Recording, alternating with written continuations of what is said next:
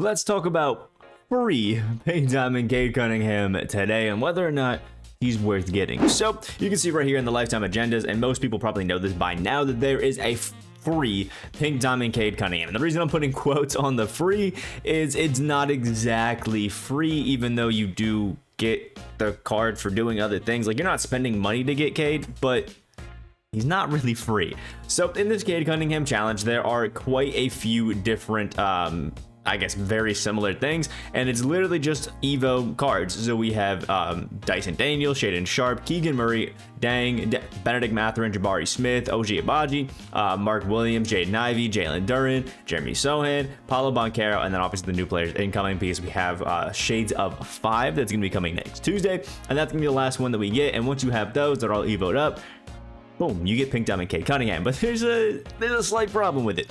Cade Cunningham is only available if you evolve an original owner of a lot of these cards. And the problem for a lot of people is that, let's just say you opened up Myteam right now, you only have the option to pick up the 3 shades of cards that are there. You do not get any of the other sapphires. So the problem for a lot of people is that they may have missed out on a week. You didn't get any of the original owner ones of this, and it's just a little bit interesting. So if you're somebody who has been keeping it up, you have all of the original owner versions, all of these cards, you've already kind of been doing the evos, you've been keeping up with it, it might not be the most terrible thing to kind of have Cade in the back pocket and lock in, but the problem is a lot of these cards go for a decent bit of MT once they're at a diamond, and it's just a little bit interesting. But for the average person, I just don't quite know if I can recommend it. Even if you're somebody who throughout this time has kept up and you do have all the original owners, you're not missing any one of them. I'm currently missing every one of them because I'm not getting Cade.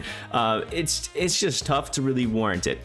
Because if you look at a lot of these guys, there's a lot of different challenges you have to do for these that just take up so much time. For Abaji, we're talking about a guy who you're gonna have to pick up as his Sapphire, on the original owner, and then you have to get, I think, a total of like 250 points and then 20 steals. For Keegan Murray, you have to get, I think, another 200 points.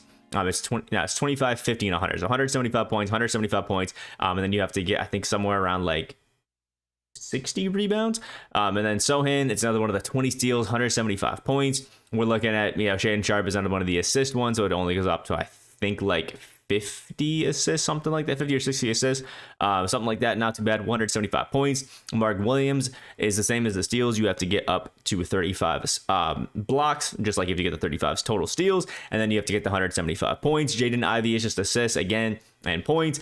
Dang is another assist and points, but he's actually a small forward, which is really cool. Jalen Duren is just blocks and points. Dyson Daniels is going to be steals as well, so 35 more steals, and then 175 points. 175 points for Jabari Smith, but this one's the rebound, so relatively not too bad. Paulo is also rebounds and points, and then Benedict Mathurin is points and steals. So we're looking at 35 steals 4 times for a lot of players.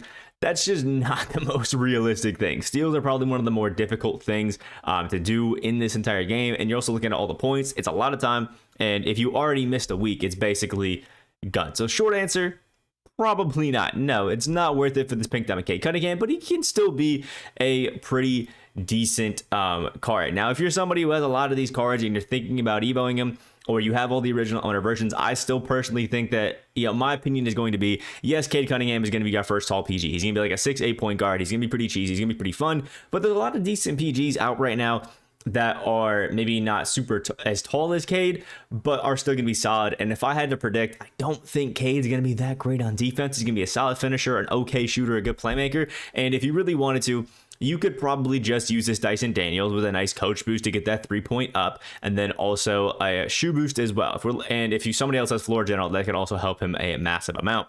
I mean, he has a 69 3-point shot, give a +5 with like a perimeter centric. Now you're at a 73. Then you have, the +4 on a shoe. Now we're at a 77 shot 3 on Dyson Daniels. And then if somebody else has floor general, you could possibly get that up to an 80 when you're actually on the court when Dyson Daniels, even an 81, which is a well good enough 3, especially with a great jumper like him. And he's probably going to play pretty similar to Cade with arguably better defense, because once he gets up to a diamond, he gets like gold clamps, silver glove, things like that, and is going to be a much better defender. You also got guys like Paulo Banchero who are going for like that 25 plus K, I think, once you're at the diamonds level for him. You got Benedict Mathurin, who is so much better. Dang has been playing as a small forward, who is an absolute cheeseball. I don't know how he's only 15K. I love that card.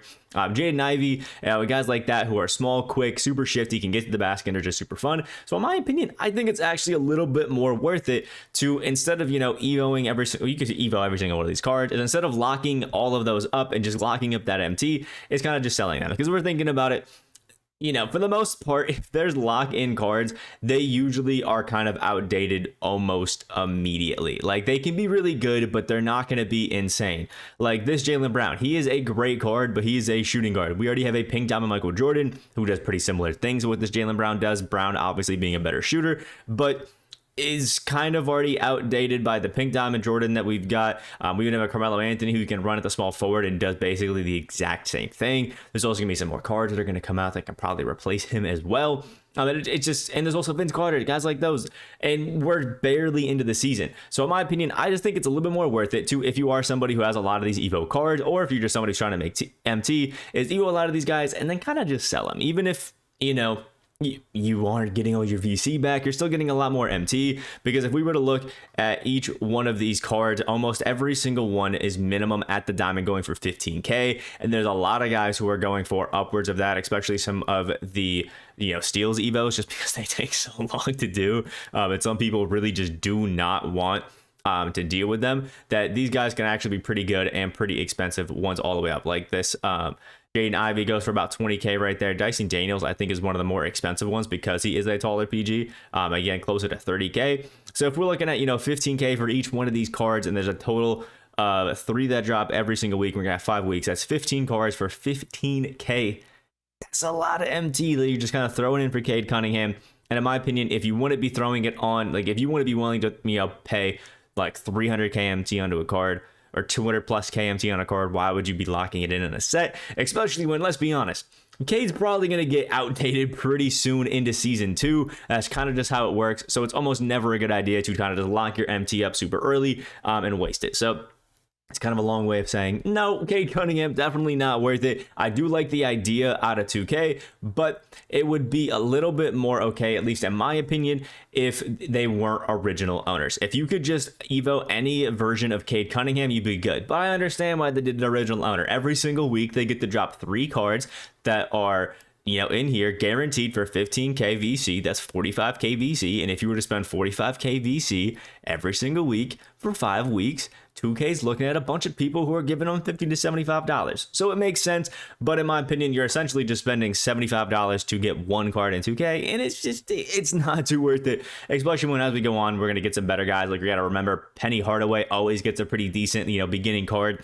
And given the hate that we've been chilling at the 2K about not having any budget rubies, we can probably see that pretty soon as well. So I would personally hold back, just kind of wait on it, and just use these cards as MT making opportunities, because that's really what they should be looked at, not a lock-in to get a pink diamond. So that's just my opinion. Let me know what you guys think about Cade Cunningham down in the comment section below. Also, like the video if you guys did enjoy. I don't even think I'm pressing on the right side, but like the video, subscribe, and all that wonderful stuff, and I will see you in the next video.